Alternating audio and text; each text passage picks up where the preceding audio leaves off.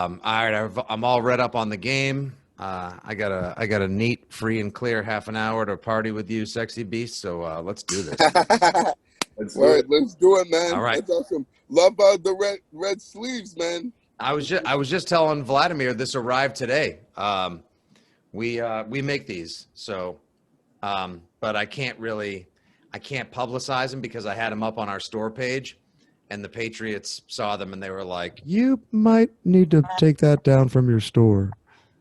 Oh, damn. They're hating. Yeah. They don't want you to eat, huh?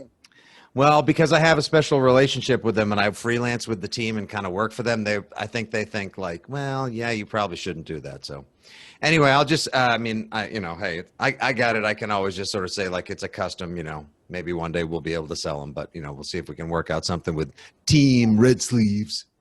I mean, you could tell us how to get it, Yeah. Oh yeah. I'll tell you. I'll send a message to Barry after the pod for sure. Awesome. Perfect, man. Appreciate that. Yeah, you definitely got it. No, it's super, super comfy. I'm not ever taking this off unless they lose by 50 points tonight. Then I'll burn it. Oh man. Yeah, definitely. I think that's fair to say and safe to say Right. that I'm sure you'd want to get rid of that if you get I know. asses kicked. But I'm sure that's not. I don't think anyone's going to be capable. I'll save it. I don't want to do the show before the show, but I don't think anyone can kick anyone's ass tonight because it is a shit show up there. Woo. Yeah. Oh yeah. Yeah, baby. Oh yeah. Let's get this started so we can talk about it.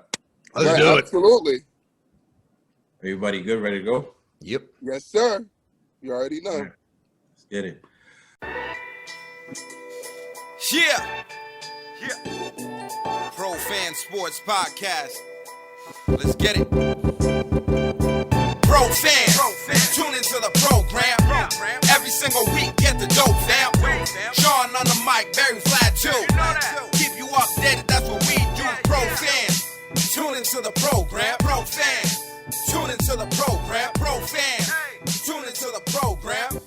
Every single week, get the dope, fam. Yo, what it do, everybody? It's your boy John Altidor, Pro Fan Sports Podcast. Back at you with another one. My boys Vlad, Barry, and today, we had to bring in a Patriots SupahFan, a sports media host. You can hear him WEI. You'll see him on TV. You'll see him on everything, man. This guy's hustling, as well as making a lot of videos on Instagram. Fitzy, GFY. Fitzy, how you doing, man? Are you kidding me? John, Vlad, Barry, Pats Nation. There's nothing like being a Patriots fan. On the other side of 2-4, when they were trying to show us the 2022 door, 6 in a row, which begins always as any good thing in life does by kicking the shit out of the Jets for a while. You find these Patriots, maybe I should have said kicking the crap. Sorry for the kids that are listening out there. Earmuffs, kids. Oh, Earmuffs. man, you're good. Earmuffs. All right. Sorry about that. Sorry. Man. Yeah, see, that's the thing. You get a little ahead of yourself because you buy some fancy sunglasses because you see the Patriots dog wearing them on Instagram, and next thing you know, you're out over your skis. Look, I'm right now, you cannot literally find another person. And mind you, we're 2 hours from kickoff. You literally cannot find anyone in a better mood on planet Earth right now. It is the end of fall, pre-winter, the holiday season. The Pats have won 6 games in a row. We wanted them to be relevant. They were relevant. We wanted them to be in the playoff hunt. They're in the playoff hunt. With a win tonight in Buffalo, the Patriots are the top seed and control their own fate and destiny in the conference.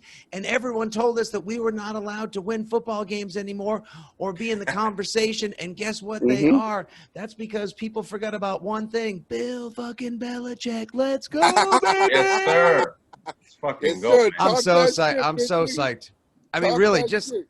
could you ask for literally, I don't know what grown adults or people like our age that are pretending to be adults would ask for this time of year. But I buy presents for kids and beers at the store for mom and dad. And I can't ask for anything else right now. I literally can't. They're back in the conversation. Other teams, let's just even look like Denver. They were on TV last night. They're still searching for a quarterback. They've had 1.5 over the past 20 some odd years since John Elway helicoptered his way to 2 Super Bowls on the heels of Terrell Davis. The Cleveland had We can't forget Peyton. Yeah, he was. Well, he counted as a half basically. He and Jake Plummer, Jake the Snake, combined count for like 1.5 quarterbacks because neither of them was that great when they were there, but they were still successful enough. And then you got, Buffalo. They only finally got Josh Allen, but they had to go through the J.P. Lossmans and the Trent Edwards and the Nate Petermans and the E.J. Manuels, only to land on big, strong country Josh with the laser rocket arm who can throw it over those mountains like Uncle Rico. It took them 2.5 decades post Jim Kelly. Cleveland with the weeping wall of quarterbacks, the Tim Couches and the Case Keenum, and all these other terrible quarterbacks, and now Baker Mayfield or Faker Mayfield may not even still be the answer. Guys, the Patriots went a season. They went a whole season without a quarterback, and Cam Newton tried to ball out and did everything he could for us, and I will respect that man as long as his hair is now probably halfway down to his ass. I do. I have a place deep in my heart for Cam Newton and everything he tried to do last year, being the guy who replaced the GOAT, which is probably the most unenviable position in all of sports. Yeah. And now they got Mac Jones. They got a real team again, and Bill Belichick was given the keys to the caddy and a big old checkbook in the offseason, and he rebuilt the team in his image. What a fun season. Isn't it? Are you guys having as much fun watching and rooting for these Patriots as they are playing the game right now? Because this is a blast. I'm so glad, man. We're like, everybody's been shitting themselves lately too. Just to put us where we're at. You know what I'm saying? Look at what the Ravens did last night. I'm like, what the fuck is going on right now? Like the Ravens, the Ravens had a chance to, they got ahead of themselves, the cockiness, if you will, of a John Harbaugh. And obviously Big Ben and Mike Tomlin knew enough not to say to him, like, well, then maybe he should look at the rule book, which got Tom Brady in a whole deflated amount of trouble 7 years ago after one of the greatest playoff games in history. So they go for the win. I appreciate the bravado and the aggression, but at the same time, like, that takes balls. It takes big old balls. I mean, chances are they'll win that game in overtime. They're the better team. And then today you find out they lose Marlon Humphrey for the season after they lost Marcus Peters in the preseason. Buffalo doesn't have Tre'Davious White. I mean, like, teams are losing players, losing games, and things are falling in place. And so, like, boys, when I say, like, I think you guys are getting them. I feel a lot of people have been getting them. Those 2001 vibes, just the sprinkling of things, just sort of like aligning, the stars, the cosmic feels, like the gridiron gods are like shining on us again. Like, it feels like one of those kind of magic rides. Now, of course, this could all come crashing to a halt if the Buffalo Bills just dump truck the Pats tonight in the 60-mile-an-hour gusts of Buffalo, and then we'll be like, well, all right, reality check. Right. We're on our way. We're not there yet again. But I mean, if we're comparing 2001, right, tonight should be perfect because the weather over there. I just saw you posted on Twitter what's going on over there with the snow, the wind. Like, looks like the goalposts are going crazy over there. So I mean, we should win tonight, right? If we're anything like 2001. I mean, if you run your jumbo package tonight, and look, the Bills have a much better run defense. That's the knock on them, is that they lost a couple of head scratchers, and the Pats really don't have a head scratcher on the Bills so far this season. Like, they played like refried shit against the Saints, but they're gonna these things happen. Jonnu bump set spikes one to start the second half. You have a pick six to open the second half. That's not the way it should go. But the Pats really haven't played that badly.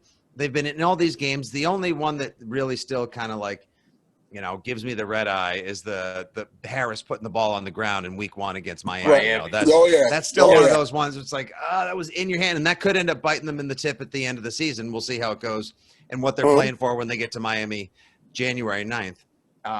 Provided, Omicron allows us to get to January 9th. Exactly. I don't know. Listen, Megatron. We'll see if Galvatron, Starscream, the Autobots, Decepticons, if anyone allows us to make it to January 9th. But, Pats, like, they always were better than their record indicated. And that's I got frustrated with them just like a lot of other people did when they were 2-4. But you knew in your heart of hearts, like, this team is better than the record indicates right now. Like, this team can hang in there. Like, they went toe-to-toe with Tom Brady. They slowed him down enough. They got Tom Brady off of the pedestal of wanting to, like, kick the crap out of the Pats and show up Bill Belichick on national TV. They dragged him back into their kind of game, and they were like 2 inches away from a big kick Nick 56-yard victory. Dallas They're not giving up 24 yards on 3rd and 25 away from winning that game after Max pick to Diggs and then that incredible 75-yard bomb to Bourne. Side note, and on everyone's like short list of favorite Patriots acquisitions and free agent players, like, is Bourne not rocketing into like the top 10, top 5 with a like? Oh, I love him. Like a heat seeker. This I guy's love him, the man. best, man. His personality too. His personality is A1, man. I mean, I see him on social media, and always smiling. And now he's giving it to Bill Belichick, talking about everything he's learning while he's been here. He's like a true Patriot overnight. Yeah, did you guys see that? But you guys are all probably saw the same video I did, right? Where he's like high-fiving and like doing the hand slapping with Belichick and in the locker room. Yeah, in the locker room after the Titans win, and he's trying to make it a thing, and Belichick's like, I'm just awkward, and just like slapping around, moving his arms like I don't do affection. This is very weird for me. But then he calls him his guy KB, and I think he gave him the game ball He did the fact that Kendrick Bourne has cracked the Belichick code. Do you guys understand? Like Alan Turing cracking the Enigma code of the German U-boats in 1942 to help end World War II was not as impressive as Kendrick Bourne cracking the Belichick code and making that man smile on a regular basis. Like, this is significant. This guy can work wonders. And I remember when the Pats signed him, Jalen Mills, Kendrick Bourne, they were both like, oh, man, we got new players. Who that? But then I looked into it like, okay, Jalen Mills, I think he's better than he's looked at times this season. He's kind of had to play out of position because they've lacked some depth at slot and on the outside of cornerback. But he's like, he'll play linebacker. He'll like cheat in the box safety. He'll do a little bit of everything. No wonder why Belichick would want like a tough as nails, football appreciative, Swiss Army type of player. And Bourne, I had no idea, like, is not exactly he's not putting up Welker numbers, and he's not a deep threat like Randy Moss. But what he does do is make plays, and he's incredible in the red zone, like the highest conversion rate in terms of like catches that turn to either first downs or touchdowns. And he's showcasing that. And back to before we just talk, before we throw it back to like the game tonight, like what I mentioned earlier, like when you combine the sort of like the outpouring of emotion, like that electricity and the good vibes from Kendrick Bourne, and Matt Judon always bouncing off the field and being funny and honest and so direct at the podium, and the red sleeves thing that has caught on, and the way, like, you look at like when they squeaked out that win against the Houston Texans when they had 80% of a new line, and Ted Karras was just pumping his fist. And we used to take, like, if they won by 3 points against the Texans at any point during the Tom Brady era, we would have been like, well, we're not going to the Super Bowl. Hey, Dad, take us off the season ticket waiting list. This isn't fun anymore. We're not dominating. And now we're back to like, hey, we won. Like, oh, my God, guys, like they won a game they shouldn't have. Like, we've recalibrated from the departure of Brady, the emotional abyss that we went into with his departure and the pandemic, and then Cam Newton's ineffectiveness last year, and people telling us that the roster was busted and we weren't going to be anywhere near competitive, let alone relevant or playoff adjacent for years. And to see these guys vibe and gel like this goes back to the 2001 thing. They're a team. They're making signature clutch plays. They're playing together. Like JC, my buddy, my partner, at one of the guys who worked at WEI, Andy Hart, said on our radio show Sunday, he said, if the Patriots make a playoff run, or if they do something special on that, like, 3 games to glory, the story of the 2021 New England Patriots, you'll see in slow-mo that play last week against the Titans when Deontay Foreman is streaking free again, and we're like, how the hell are the banged-up Titans who don't even have John, Vlad, Barry, and Fitzy on the offensive line? How the frig is this team pulling off another 70-yard run? And when J.C. Jackson, when Mr. INT becomes Mr. Punch It Out, knocks it, and Mills just goes right back into like his schoolyard like he goes right back into like grade school education, stop, drop, and roll, grabs it, doesn't try to scoop and score, like shit like that. That's, and then, then they're all so psyched, and they go take a fake picture with each other in the end zone. And this Patriots team right now, pick a moment that you remember most on the season, and I'll tell you, I think it's the bench being empty after Jacoby Myers scored his first touchdown. Yes, against the Browns. When Kobe got his first tutty, Yeah, Kobe gets a tutty. Next on Fitzy GFY after school specials. Yeah, so Kobe gets the touchdown, right? And the whole bench emptied, and there were 50 people in the end zone celebrating with him. I mean, like that is football, it is Foxborough, and it is family. And it is so great to see. Yeah, absolutely. It's definitely been a special season, and it's crazy because we have so many new players on the team, like you've been saying, and the way they've gelled and, you know, rallying to win these games, you know, and it seems like it's going to continue tonight, you know, with another big. It seems like every week we got like the biggest game of the week, right? We were just saying that yesterday on the radio, John. I was just saying how in the world have the Patriots played five of the biggest games of the season? Like, we've gotten to so many certain points, like, against the first one against Miami. Like, well, this could be candidate for game of the year. Like, this is Mac Jones versus Tua, Bama versus Bama. We haven't had Alabama quarterbacks face off against each other in 40 years in the NFL. And, you know, this is the dawn of Belichick's new era. And then it's like the Brady game. This is the biggest game. Then I'm going to tell you what, Al, I looked him in the eye and he told me this is the biggest game of the year. Now, here's a guy who says this is the biggest game of the year. And then they played Dallas, and that turns out to be one of the games of the year. And then week after week, it's different than when it used to be like insert team playing the Brady-led Patriots, because that used to always be that team's Super Bowl.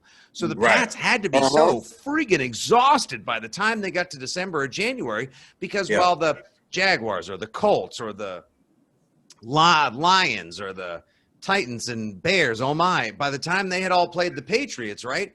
They had played, that was their one Super Bowl of the year. Like, well, we played the Patriots, we played them tough. Friggin' Pats were playing 12 to 14 Super Bowls before they even got to the postseason. Absolutely. It just was so impressive about that unheralded, never to be duplicated double dynastic run. Yeah. No, I mean, I think we're all looking forward to tonight, right? And this right here, because we're recording on Monday. This is looking forward to tonight, John. There's a reason why I'm only being filmed waist up right now. Put it that way. Exactly. You know. So, well, I mean, I never promised I was going to keep it clean, Barry. Nothing in our exchange said, now, Fitzy, please try to keep it clean. Be an appropriate guest on our podcast. This is pro fan sports, man. You're good. Keep you know, this is pro fan immature man sports, right? Exactly. You know what I mean? I can't help put it this way. You don't need no little blue pill to get me up and excited for this game. And if it's there for 4 hours or more, I'm not calling a doctor, because I understand I'm fired up for Pat. That's oh man. No, that's I mean, I feel what do you think tonight? Obviously, you know, we're going to have to rely on the running game, right? Because it doesn't seem like we're going to be able to kick, throw, or do any, like, it's not going to be a Mac Jones night, right? Even those dink and dunks, guys, you don't think, you know, the short, quick passes? We can get those, you know, but, you know, 20 yards down, 15 yards down, I think that's I'm not expecting that, right? Yeah, I mean, because, you know, if you're going to compare arm strength, then who do you think has the greater chance of, you know, chucking one through the wind for a first down, or, you know, put a crooked number on the board? You'd probably say Josh Allen, because their wide receivers might be a tick better than the Patriots. You know, Diggs obviously being the alpha, being so good, and having given the Pats fits last year. I'll certainly take Bourne and Myers and our tight ends over theirs, but, like, he gives you the edge over Aguilar and such. But God bless any team tonight that can, like, put up a complete 15 or 20 passes. If this turns into a passing game somehow and they're able to complete passes, you know, 10 and 15 yards down the field, then I'm whistling Dixie, man, because, like, that it's 50, 60 miles an hour. We're talking like Lieutenant Dan atop, like, the mast of the ship in Forrest Gump. Like, is that all you got? You sons of bitches. Like, it's a nightmare out there. It harkens back to, and we've seen NFL games where quarterbacks throw only like 8-10 passes, and it's just we're just miserable. We're just gonna crash into you, and you try and stop us, and then you're gonna crash into us, and we'll try to stop you. Like, it may just turn into one of those games. And if it's Patriots trying to push the pile against the Bills versus the Bills trying to push the pile, I'll say advantage Patriots, like you said, John, because, you know, Harris and Ramondre are a little bit better and bigger and badder than, you know, Moss and Singletary.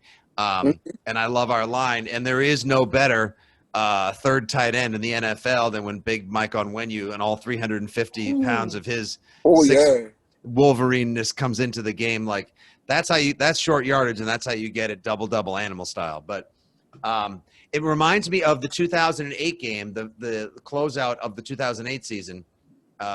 That's when the Pats finished up. They got a 13-0 win against the Bills. Yeah, 13-0. Yeah. The goalpost blew over. They actually had to use ropes to tie up the goalpost to keep them straight up.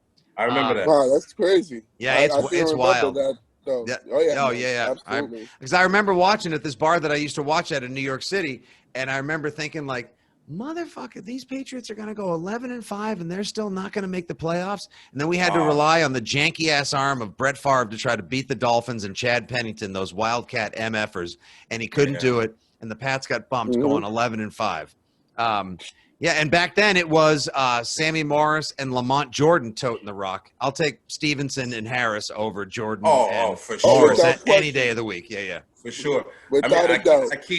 I keep seeing, on national ESPN, all these guys talking about how soft the Bills are, right? Do you agree with that? Is there something to be said about that? See, this is the one thing that, Pat Superfan, I wake up in the morning excited for the next game, stat, tweet, video, whatever. Like, I'm always going to root for them. I always will think that they're going to win, or at least I always want them to. But, like, I can't say with any confidence, like, yeah, they're going to go out there and kick the crap. We're running this 1-7 tonight, bro. Because if you think about it, like, Buffalo obviously has not had a great. They were 6-1. Now they're 7-4. They lost that game to the Colts where they got steamrolled. The head scratcher down in Jacksonville where they had turnovers and never got going. The anomaly of the Josh Allen sacking Josh Allen game, right? They're probably they as much as the Patriots want to show, hey, we're back. Buffalo tonight is probably going to want to show, hey, we're still here. Like everyone. We said we were, the AFC runs through Orchard Park now, and the Bills are the new force in the AFC East and a perennial threat for the AFC for many years to come. And I feel like they probably feel like they've been getting disrespected, being told they're soft, that the Patriots are going to come in and push them around tonight. So if you're ever going to see the Bills probably try and play their closest version to the style of football the Patriots have been playing, smash mouth on the D-line. They got their D-line healthy. Their linebackers are healthy. They have good linebackers. This is why it sucks that you can't throw tonight, because you can't pick on their slow corners.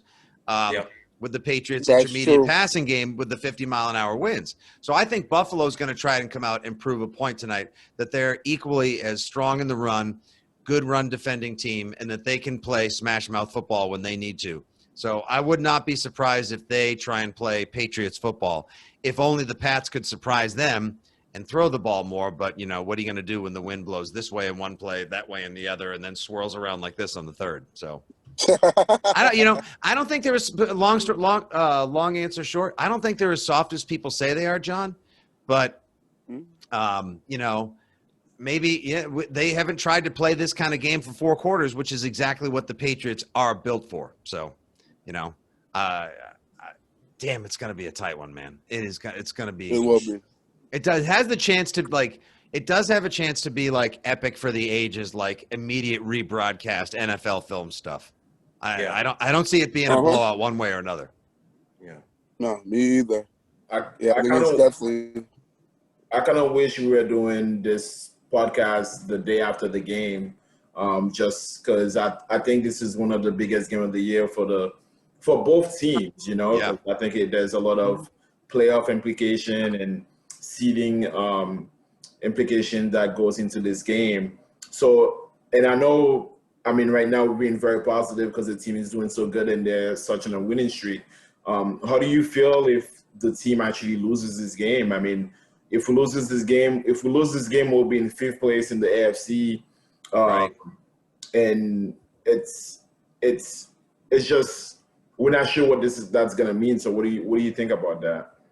This is what makes this such great theater, because it's a referendum game for both teams. Buffalo wants to prove they're still the top dog in the AFC East after just 1 year stealing it back from the Patriots, right?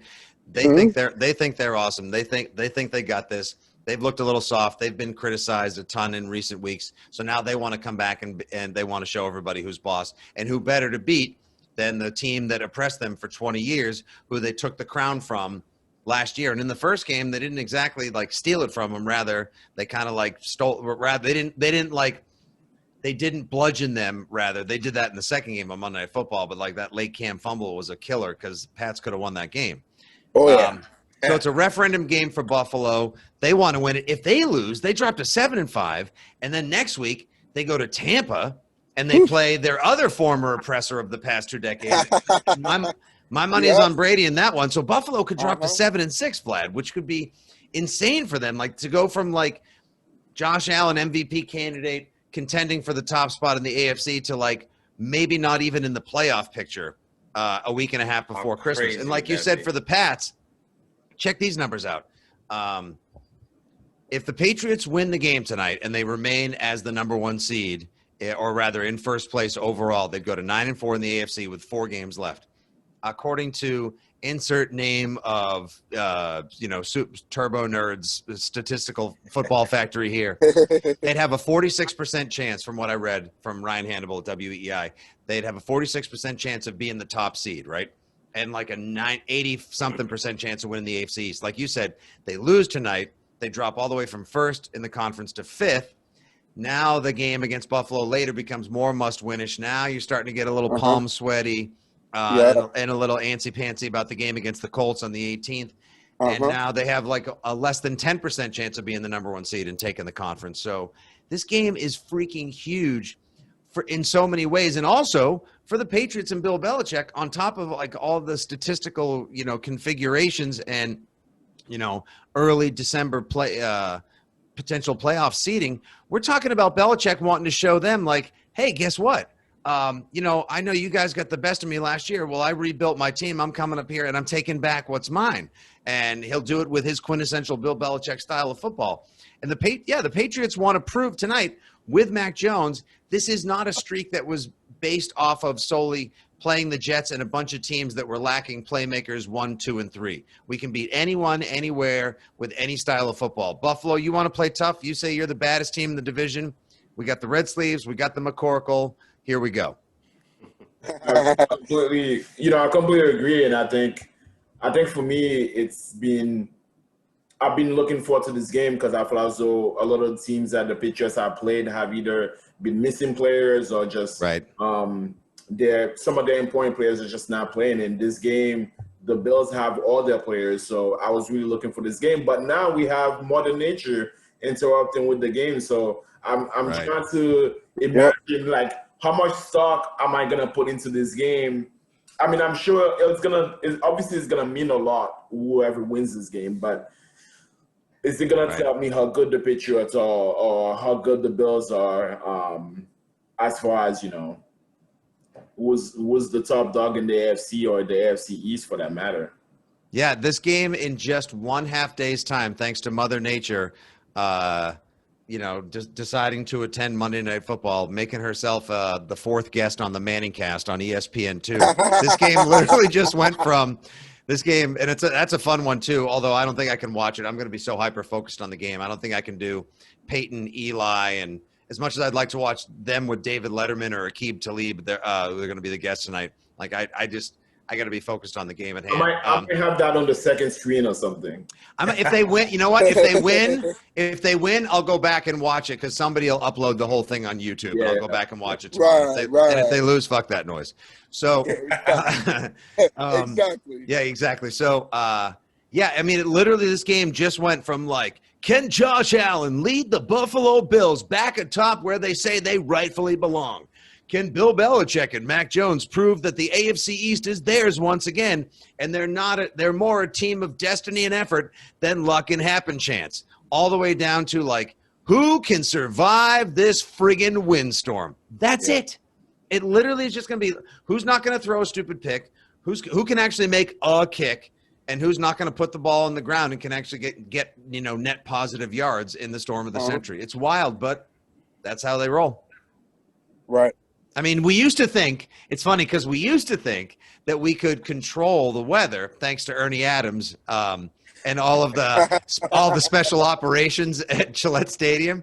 But now that Ernie's retired, obviously Bill has a little bit less control of the elements. So, but if there were, John, like you said, if there were the kind of circumstances or elements that you would think would favor the Patriots, it's definitely this over like sunny and 72 in Malibu, you know, for Josh Allen to just pick the Pats apart, right? Yeah. Oh, yeah. No, absolutely. Definitely agree with you on that. I mean, I don't know. I feel as though with this game, it's important for both teams, but it's more important for the Bills than for the Patriots, just because, like, I've been really thinking that it's like, okay, Buffalo, you finally have a good team. You got some talent on both ends of the ball. Yep.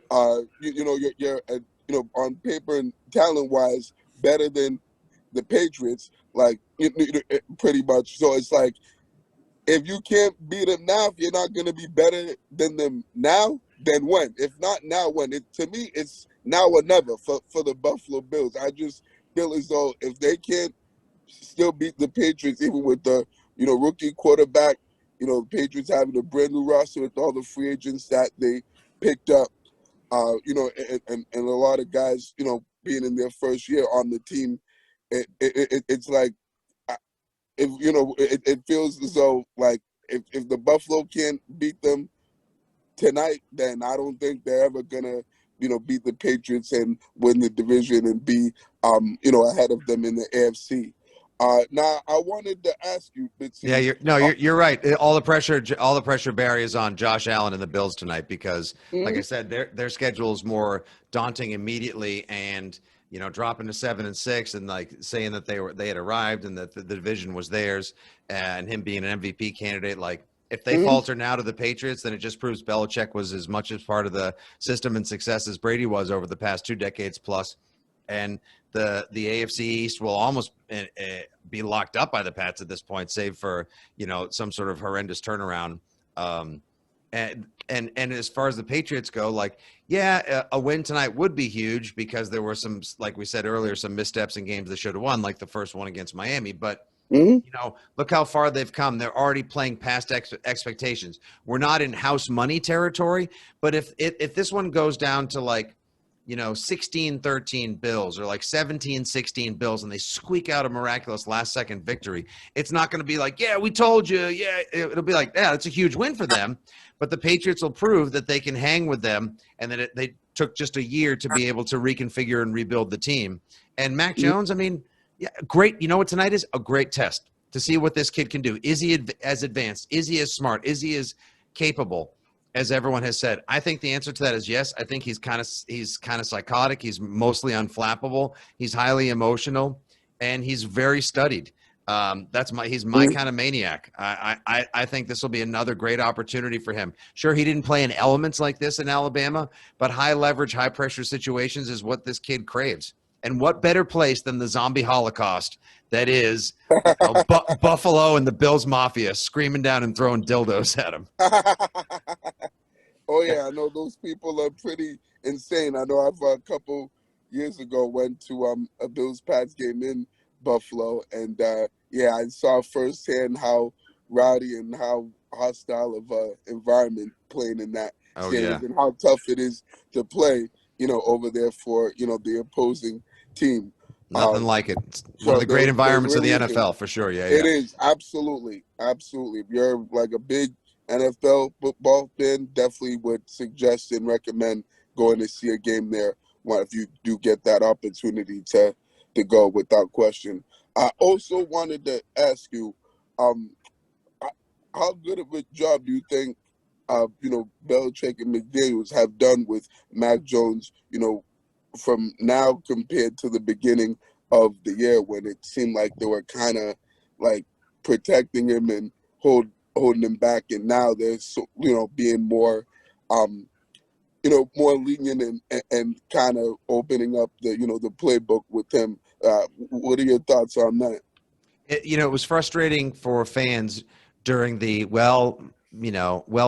Michael, we're holding you back because it's for your own good phase of the season, because we wanted to see, we had confidence in Mac. We wanted to see them try to throw the ball downfield. We were all yelling like, come on, let Mac cook. Well, you know, the kid can obviously throw. Look how good he was when he had to throw the ball like 40 times the first week against Miami. Come on, let's go.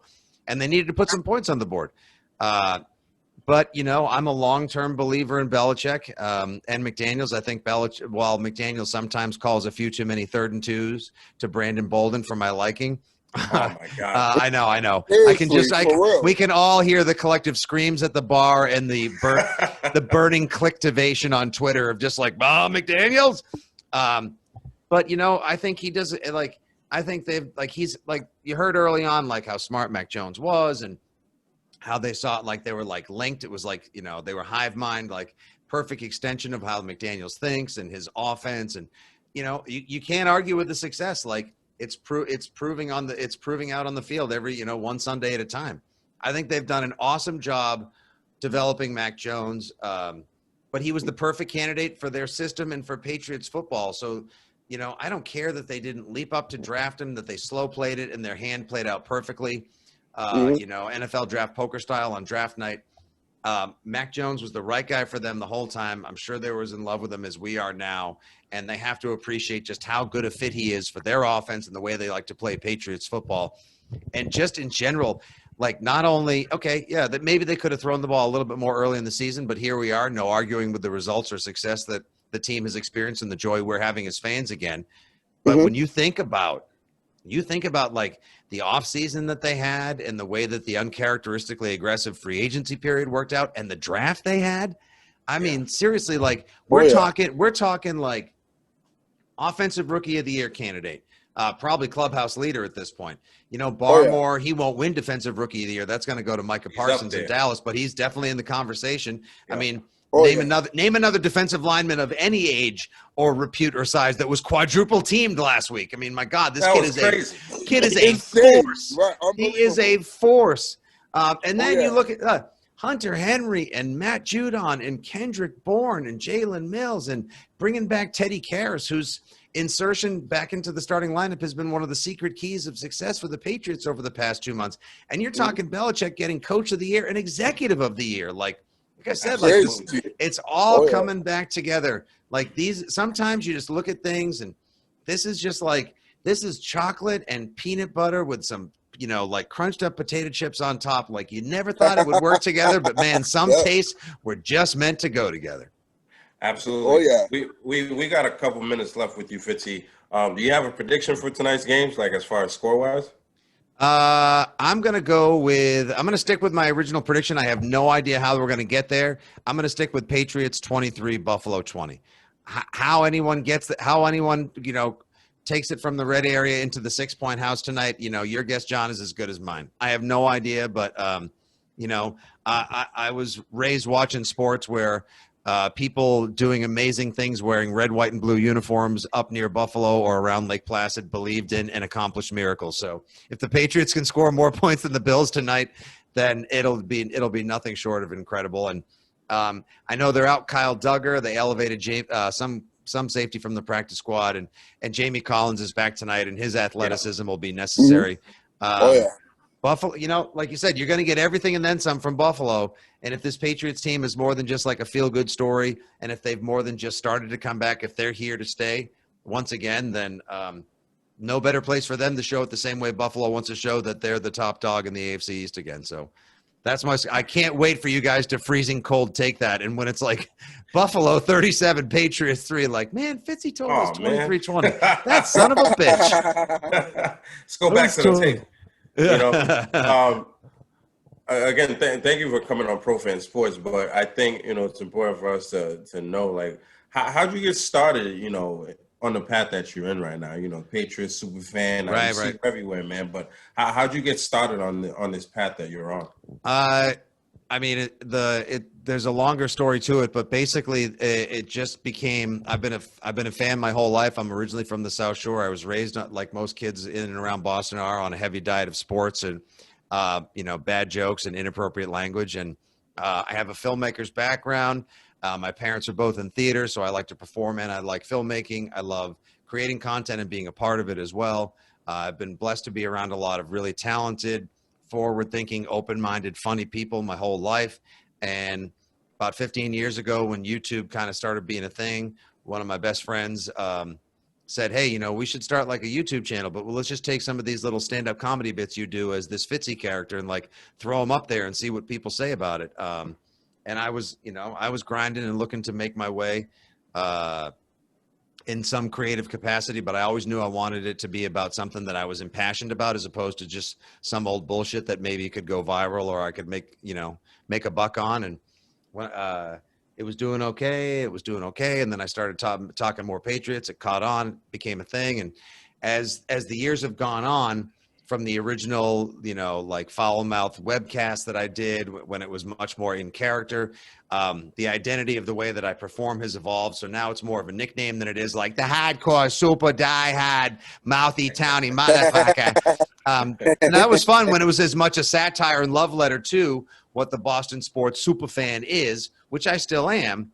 But I don't always talk that way. I'll bust it out for satirical sake every now and again. But now it's more of a nickname, and as you've seen, the content has evolved. And the Pats fans video series for years, and because I'm a dad now myself, and I like the dad jokes and the puns and the quick liners and quick hitters and all that nonsense factors in. And then as new technologies become available, you realize what you can do in a shorter amount of time, not just in the negative Dead Sea of Twitter, but like on Instagram and TikTok, and I do Facebook Live. So whatever portal or application is available, a tailgate inside the stadium, since I'm blessed enough to work for the Patriots and represent Mr. Kraft's awesome football team and organization.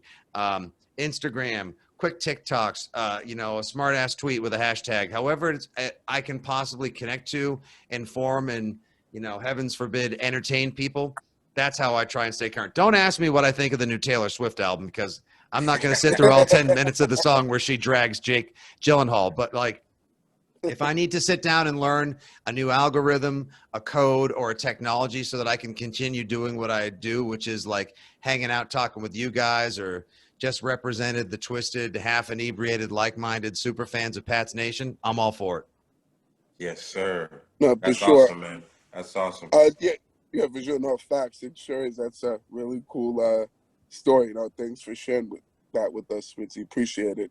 I wanted to ask you, Fitzy, who are your top 5 all-time Patriots? Who would you have on that list? That's probably an easy one. I think that would be Brady, Gronk, Bledsoe, Coates. I think Vinatieri, just for making the kick. Ooh. Yeah. Ooh, I can't say Stanley Morgan, because yes, I watched him growing up. I'm not going to say Eason or Tony Collins. John Hanna, is arguably inarguably in the top 5 Patriots of all time, but I'm not going to say like, when I was a 2-year-old, I used to always be like, look at that hog Hanna, look at his technique. Nobody gets their hands up higher. He's the greatest guy of all time, ma. Awesome. But like the ones that have delivered the most thrills for me, it's Brady, it's Gronk. Even though, Gronk still pisses me off for the way he kind of went about his departure and uncoupling from the Patriots. But, I get the way it goes, and I'll appreciate it more afterwards. But like Troy Brown would like to enter the chat. He's definitely in there. But like, honestly, like nothing made me happier than when the Patriots went Bledsoe to Coates in the 90s. That's the original Brady to Gronk.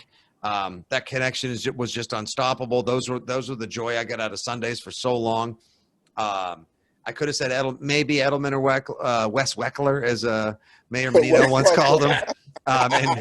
But like, no, it was Brady and Gronk, Bledsoe and Coates, and then Vinatieri for the win. Just because, honestly, save for the entire, no other moment in my life produced so much single instantaneous joy, save for the birth of my 2 kids and maybe meeting my wife, than Vinatieri's first kick in Super Bowl 36. And for that alone, the guy will get, he'll have my respect and fandom forever.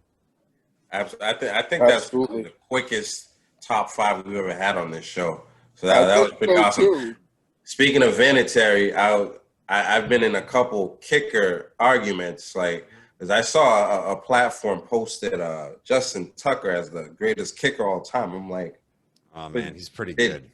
What? I mean, he's pretty good, but I'm He's like, pretty Right. good. man, you know, In we terms saw of just like Vinatieri for a long time. Yeah, Vinatieri's got him in longevity right now. Yeah.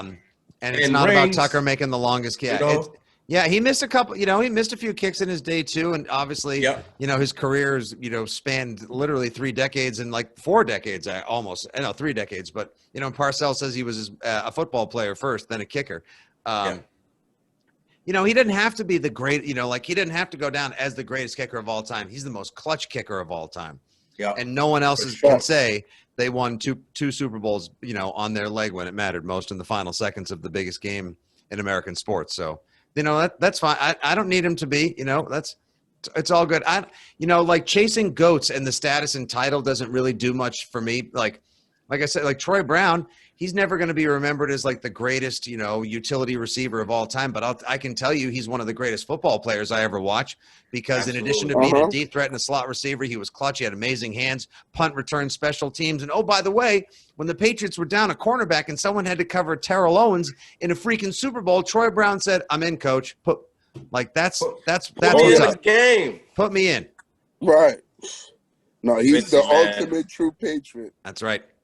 Hell Fitzy, yeah, boys. Appreciate you coming on Pro Fan Yes. Sports Podcast, man. It's been a blast talking to you. We appreciate you, the work that you're doing, and we're definitely following on social media, man. So we appreciate you and enjoy the game tonight. I know Thanks. we will. You guys too. Absolutely. Go Pats. You can follow me at FitzyGFY across all the socials. Little NBC Sports Boston on Wednesdays, WEEI on Fridays and Sundays. And it's a pleasure to be here. And let's catch up again. End of season, pre-playoffs, postseason, whatever works for you guys. And until then, drink up, God bless, and go Pats, huh? Awesome. Go Pats. Yes, sir. Get it. Go Pats. Let's baby. go. Let's go. LFG. That's Let's right. go. That's right. Let's go. Yeah, that's right. That's right. Thanks for coming on. Appreciate it. This was All right, guys. great Yeah, and absolutely. awesome. We'd love to have you back for sure, man. We'll definitely get you back on here soon. Absolutely awesome. And until then, enjoy the ride, guys. Enjoy All the right, ride. sir. Enjoy the ride. Definitely. I mean, we had no one had it better for 20 years, and we got another taste of it, and we're the most spoiled people in the world. But I have to remind myself, you never know when it comes to an end. But at the same time, I'm a Pats fan. I ain't apologizing for shit. Hell yeah, that's right. Tell him, All right. talk your shit. Fitzy. Later, guys. Go Pats. Peace Yes, out. sir. Have a good night. Take You care. too. Enjoy the game. You too. Nice. That was Fitzy, awesome. man. That was the super fan, the Patriots super fan. So like he said, sir. man, you guys should follow him on all social media, all fronts. It's Fitzy, FITZYGFY. So at FitzyGFY, man, he got a lot of great content on there. And obviously we'll bring him back on the show, when we make the playoffs, and we'll talk about that. You know what I mean? But also make sure you following us on all social media platforms. We're at ProFan Sports on every platform other than IG. And on IG, it's at ProFans_sports. So, you see what we're doing. Make sure you're liking the videos, Yes, sir. sharing the videos, commenting. That makes sure that other people like you, like yourself, gets the videos. You know what I mean? Help us. Yeah. Support us. We're trying to get out there too, like Fitzy. You know what I'm saying? Yes, sir. Yes, sir. Absolutely. Trying to get on this level and, and get to where he's at for sure. Right. Definitely subscribe to the channel and, and keep supporting and watching the content. We appreciate all you guys that, watch each and every week. And we're definitely going to keep bringing these, big time guests like we have, been doing as of late. So, thanks everyone for the support and let's keep this thing going, guys. Feel like we had the perfect guest tonight. Right before this game, that was man. a really good person to have. Right before this big Pats Bills game on Monday night. Yes, sir, man. And until next time, we'll holler at y'all. Peace out. Peace. Have a good week, everyone. See y'all next week. Go Pats.